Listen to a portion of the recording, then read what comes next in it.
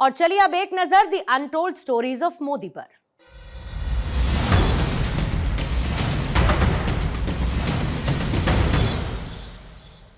मोदी जी दिव्यांगों का विशेष ध्यान रखते हैं।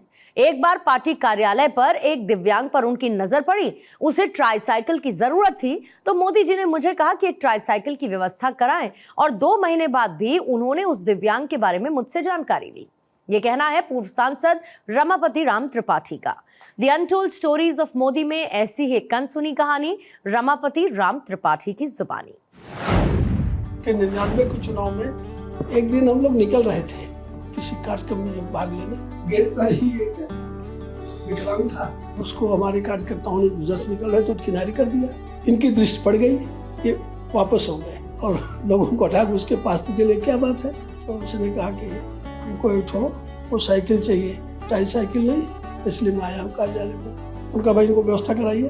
उनके ठीक है, अपना पता उता नोट कराओ। जब वो फिर आए 2 महीना के बाद तो उनके ध्यान में था, उन्होंने उनसे पूछा त्रिपाठी जी उस विकलांग के लिए वो साइकिल की व्यवस्था हुई कि नहीं। मैं वास्तव में उसके बाद उसको संज्ञान में नहीं लिया था, भूल गया था और फिर उसको ले आया दूसरे दिन।